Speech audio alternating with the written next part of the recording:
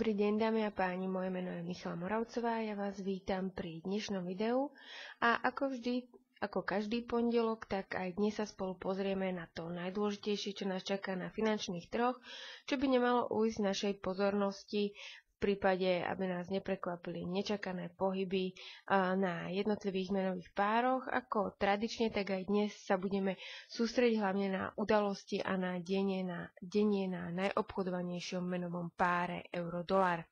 Takže začneme udalosťami z minulého týždňa, ktoré úzko súvisia s tým, čo nás čaká tento týždeň. Vidíme pred sebou vývoj inflácie v eurozóne.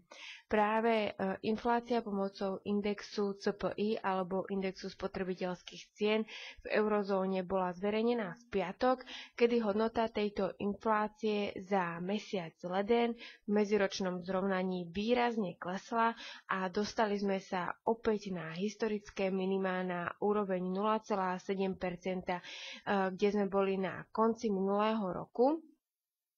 Ako vidíme, tak inflácia v eurozóne je pod 2% inflačným cieľom už pomerne dlhú dobu. Je to takmer celý rok 2013 a momentálne teda sa nachádzame ešte pod úrovňou 1%.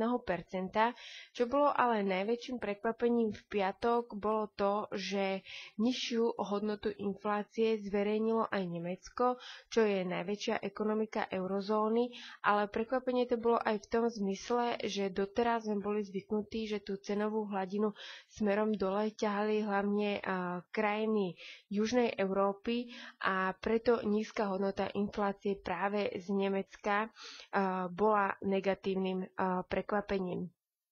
Ako to vyzerá z pohľadu inflácie v jednotlivých členských zemích eurozóny, tak to môžeme vidieť na tomto grafe, kde, ako som už spomenula, tak práve v tej dolnej časti grafu môžeme vidieť tie krajiny, ktoré najviac ťahajú infláciu eurozóny smerom dolu.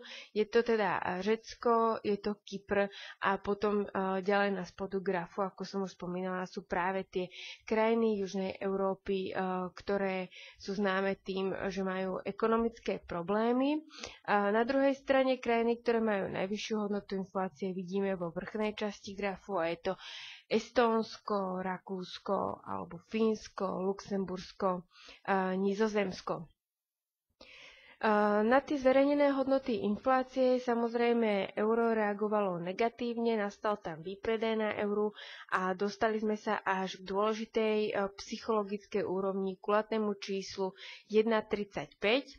Môžeme sa na to spolu pozrieť aj na grafe, aby sme teda hovorili konkrétne, kedy máme pred sebou vývoj menového páru euro-dolár a práve v piatok sme sa zastavili kúsok pod tou dôležitou úrovňou, psychologickou úrovňou 1,35. Už vlastne v priebehu toho minulého týždňa sme prerazili 100-denný priemer, čo je taktiež pomerne dôležité a máme pred sebou 200. Ďalej k tomuto grafu sa ešte dostaneme neskôr, len teda aby sme videli, čo sa stalo minulý týždeň, aby sme videli ten veľký výpredaj a teda to zastavenie kúsok pod úrovňou 1,35. Momentálne sa už zase nachádzame nad ňou po tom, čo boli zverejnené lepšie data indexu nákupných manažérov, hlavne zo Španielska v pondelok do obeda.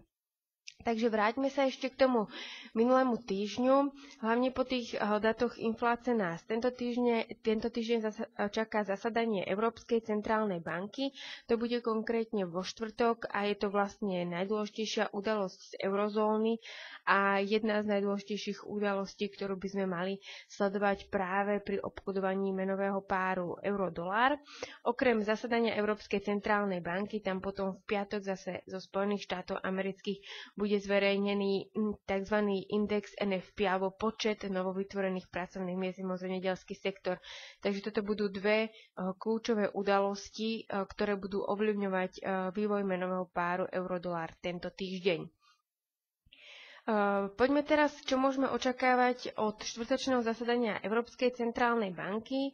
Práve Európska centrálna banka primárne sleduje vývoj inflácie, ktorú sme si ukazovali na tomto grafe, a v prípade teda, že tá inflácia by bola príliš nízka, tak Európska centrálna banka samozrejme by mala zasahovať, aby sa eurozóna nedostala teda do deflácie. Z tých proslovov ale jednotlivých členov Európskej centrálnej banky, a teda hlavne jej šéfa Marioa Draghiho, môžeme vidieť, že ale Európska centrálna banka si z tej inflácie až tak veľkú hlavu nerobí, aspoň na ten prvý pohľad, a vidíme vlastne pred sebou dva výroky z ledna letošního roku, vlastne prostredníctvom ktorých dala banka ako si najavo, že ona si uvedomuje, že tá inflácia je v eurozóne nízka. Uvedomuje si, že inflácia bude aj nízka v priebehu celého tohto roku, prípadne aj začiatkom budúceho roku. Viac menej hovorí, že s tým je nejak spokojná, stále tam nejaká tá inflácia je, sme nad nulou. A vlastne dokiaľ tá inflácia bude v súlade s nejakou jej prognózou, tak Európska centrálna banka sa nechystá zasahovať. Týmto svojím takým ležerným postojom si ako keby otvorila prostor k tomu, ktorý ju nenúti k nejakej rýchlej akcii v prípade, že tie data nás nejak negatívne prekvapia, ako vlastne sa stalo v piatok, kedy sa očakával rast 0,9% a nakoniec bol rast iba 0,7%. Touto svojou retorikou, tým, že vlastne je taká, povedzme, ukludnená z toho, čo sa deje v tej eurozóne, hovorí, že si uvedomuje tú nízku infláciu, tak nedáva tým investorom najavo, že vlastne ako náhle sa dočkáme nejakých negatívnych čísel, tak budeme musieť zasahovať.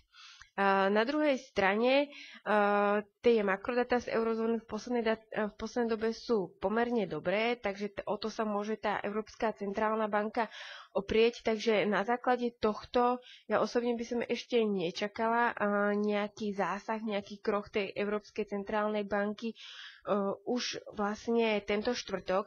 Ja by si myslím, že ona si počká, či tá inflácia bude naďalej klesať, a nejakého kroku by sme sa mohli dočkať až v prípade, že uvidíme niekoľko negatívnych mesiacov po sebe.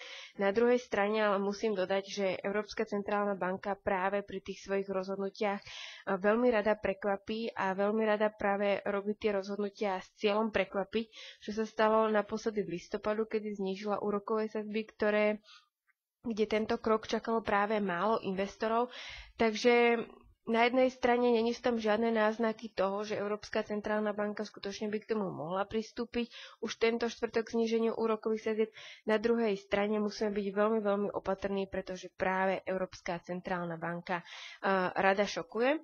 Poďme sa teraz spolu pozrieť na vývoj eura pomocou menového indexu BOSA Euro. Vidíme pred sebou denný graf, ktorý je veľmi zaujímavý, pretože máme pred sebou rastúcu trendovú líniu, ktorú sme práve v piatok po tých datoch inflácie prekonali smerom dolu. Zavreli sme dokonca pod ňou. Avšak ešte by som sa až tak neradovala z nejakého ďalšieho poklesu eura, pretože kľudne by tuto ešte mohlo ísť o falošný prúraz, čo vlastne značí aj táto divergence s oscilátorom MACD.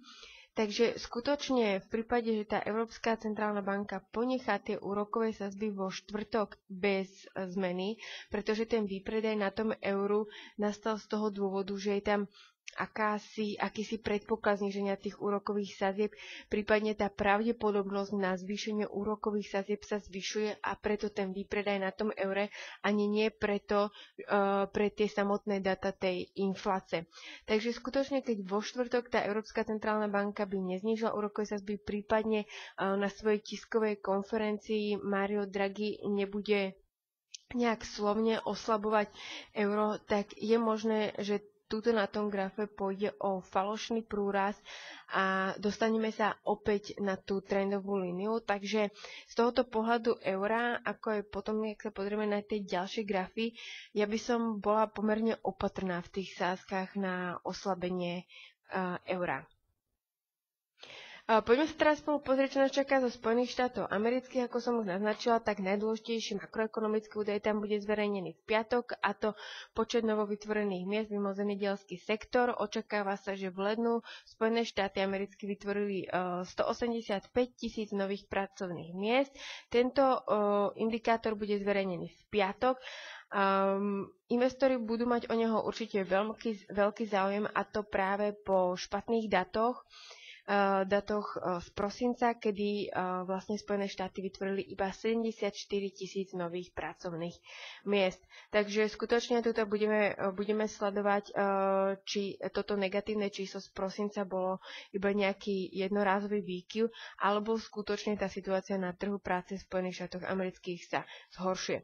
V prípade, že to číslo by bolo povedzme výrazne nižšie než tých 185 000, tak dolár by určite začal oslabovať. Na druhej strane, v prípade, že toto číslo bude niekde nad 200 000 alebo okolo tých 200 000, tak si myslím, že dolár by následne na to mohol opäť posíliť, pretože by to potvrdilo tú silu toho trhu práce, a určite by to dalo nejakú zbraň Janet Yellen v tom pokračovaní znižovaniu objemu menového uvoľňovania.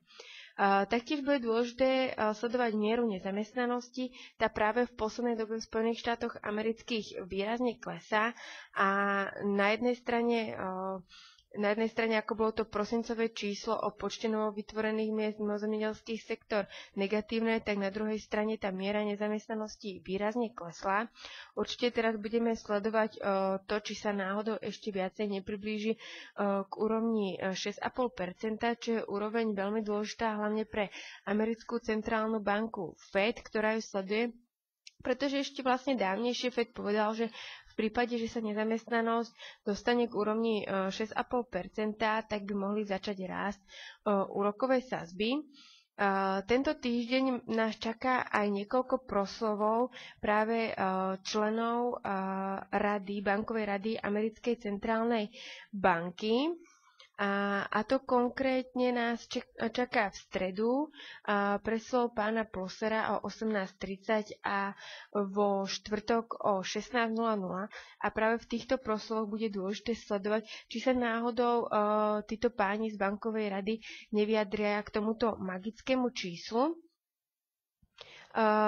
Inak, čo sa týka stanoviska Fedu k tomuto číslu, tak tam si budeme musieť počkať až na najbližšie zasadanie Fedu, ktoré bude práve až v březnu pod vedením novej šéfky Janet Yellen. Od nej by som vlastne až do toho březnového zasadania neočakávala, že by nám dala nejaké indikácie ďalšiemu vývoju menovej politiky Americkej centrálnej banky. Ja si myslím, že ona práve využije ten čas minimálne toho mesiaca, aby nejakým spôsobom sa zorientovala v tom úrade a premyslela si svoje ďalšie kroky, prípadne sa poradila s tou bankovou radou.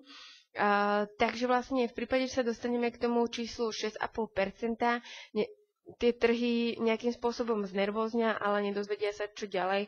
Jediné, čo im zostáva, budú vlastne jednotlivé preslovy tých členov bankovej rady, či im nedajú nejakú indíciu.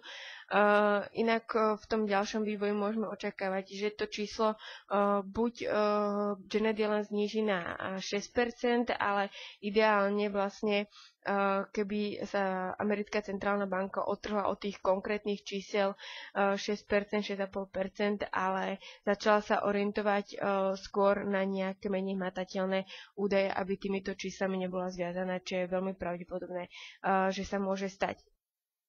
Takže určite okrem toho NFP budeme sledovať aj tú hodnotu mieru nezamestnanosti a je práve možné, keby sa dostaneme na 6,5%, čo bola tá úroveň ešte z Bena Bernankeho, kedy hlásal, že by mohli začať rásť úrokové sadzby. To bolo približne minulý rok v lete. Tak bude zaujímavá reakcia práve napríklad dlhopisového trhu na toto číslo. Ja iba teda pripomeniem, že vlastne od 1. února je šéfkou Fedu už není Ben Bernanke, ale Janet Yellen. A okrem teda týchto informácií z trhu práce by sme tento týždeň mali sledovať ešte indexy nákupných manažerov, a to konkrétne z výroby, tie budú zverejnené v pondelok odpoledne a zo sektoru služieb tie budú zverejnené v stredu. Ešte k tomu trhu práce, tam teda okrem NFP a miery nezamestnanosti, ktoré budú zverejnené zverejnené v piatok odpoledne, nás čaká ešte ADP výkaz národnej zamestnanosti v stredu a tradičný počet žiadostí o podporu nezamestnanosti vo štvrtok. Takže toľko zo Spojených štátov amerických. Poďme sa teraz spolu pozrieť na vývoj amerického dolaru pomocou menového indexu POSA USD. Tu som si nakreslila niekoľko trendových kanálov a práve vidíme, že ten americký dolár vyjadrený pomocou toho menového indexu sa nám približuje k týmto maximám z konca roku. A práve toto bude veľmi otázne, či dokážeme prekonať tieto maxima a či dokážeme vlastne prekonať túto trendovú líniu, ktorá by nám vlastne prekonanie jak maxim tej trendovej línie by nám otvorili prostor túto pomerne ďalšiemu výraznému rastu a posilneniu amerického dolaru. Na druhej strane je veľmi pravdepodobné, že môžeme opäť klesnúť tu dole, kde nás podržia klzavé priemery a vlastne budeme pokračovať v konsolidácii v tomto trojuholníku. Určite o tom vývoji doláru teda bude rozhodovať hlavne v piatok, na druhej strane o vývoji eura práve o štvrtok a zasadanie Európskej centrálnej banky. Takže poďme to ešte teraz zhrnúť pomocou vývoja menového páru euro-dolár na dennom grafe. Ako som už spomínala, my sme minulý týždeň prerazili práve túto veľmi dôležitý 100-denný priemer. Taktiež sme sa dostali ku gulatému psychologickému číslu 1,35. Síce sme v piatok zavreli pod ním, ale práve v tomto prípade, takisto ako v tom prípade menového indexu eura, by som upozornila stále, že je tu možnosť falošného prúrazu. A v prípade aj ďalšej cesty dole máme tu ten 200-denný priemer, ktorý by nás mohol zastaviť a potom úroveň 1,34. Takže tuto ten prostor pre ten pokles práve nie je až tak výrazný. On sa nám otvorí práve až keď prekonáme tú úroveň 1,34. Ja nehovorím, že ten pokles eurodolára nie je možný. Skutočne je veľmi ťažko predikovať, čo urobí Európska centrálna banka vo štvrtok. Taktiež je ťažko predikovať, aký bude ten výsledný ukazovateľ dát práce zo Spojených štátov amerických. Každopádne by som len upozornila, aby sme boli opatrní v tých sázkach na pokles eura.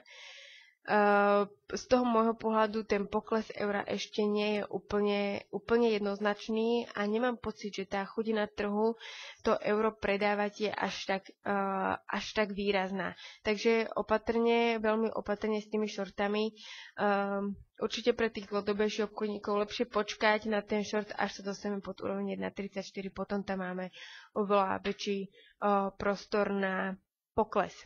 Takže to by bolo z mojej strany pre eurodolár všetko. Pre takový celkový súhrn vlastne na poslednom slajde máme pripravené ďalšie dôležité makroekonomické dáta, takže napríklad pre obchodovanie britskej libry, taktiež tento týždeň indexy nákupných manažerov v pondelok boli zverejnené zo sektoru výroby. Tieto dáta mierne sklamali, v útorok budú zverejnené zo sektora stavebníctví. Očakáva sa síce menší pokles v lednu oproti prosincovým datom, ale stále z toho stavebníctva dostávame pomerne slušné čísla a v stredu opäť index nákupných manažerov, tentokrát zo sektoru služieb, kedy očakávame mierny rast. Takže tá Británia, ja by som povedala, že vlastne momentálne tie indexy tam nejakým spôsobom oscilujú okolo tých predchozích hodnôt, očakávaných hodnôt, takže do tej doby, dokedy to číslo nebude nejak výrazne odlišné od tých očakávaní, tak si myslím, že tá britská libra na to výrazne nezareaguje. Ešte vo štvrtok zasadá britská centrálna banka. Tam skôr bude dôležité sledovať. Nečakáme nejakú zmenu v tej menovej politike, skôr ako tá banka bude práve reagovať na zlepšujúci sa trh práce v Británii a potenciálne zvýšenie úrokových sadzieb, to tam bude sledované. Pre obchodníkov ropy je dôležitá streda, kedy má Sýria pred sebou posledný deň na odovzdanie chemických zbraní k likvidácii. Zatiaľ tak urobila iba s 5% arzenálu. V prípade, že teda do stredy večera neodovzdá všetky tie svoje chemické zbranie, tak ju čakajú sankcie, na čo by mohla práve reagovať napríklad cena ropy. V Číne prebiehajú v priebehu celého týždňa oslavy nového lunárneho roku, takže ten azijský trh tento týždeň by mohol byť menej aktívny. Okrem zasadania Európskej a Britskej centrálnej banky tento týždeň očakávame ešte zasadanie Austrálskej centrálnej banky, a to hneď v utorok ráno pôjde o prvé tohoročné zasadanie centrálnej banky. V piatok následne bude zverejnený zápis tohoto zasadania. Čo sa týka toho samotného zasadania, tak neočakávame, že by banka znížila úrokové sadzby. Samozrejme je možné, že opäť budeme počuť z úst jednotlivých členov bankovej rady slova v prospech oslabenia austrálskeho dolaru, kde vieme, že tie jednotliví členovia by ten austrálsky dolár videli radi niektorí na úrovni 0,85, niektorí na úrovni 0,80 k americkému dolaru. Čo sa týka ešte tej austrálskej centrálnej banky, tak tá možnosť zníženia úrokových sadzieb pomaly je omezovaná a rastúcimi inflačnými tlakmi. No a pre komplexnosť prehľadu tohto týždňa na konci týždňa nás začína zahájenie zimných olympijských hier v Soči. Takže to už je z mojej strany definitívne všetko.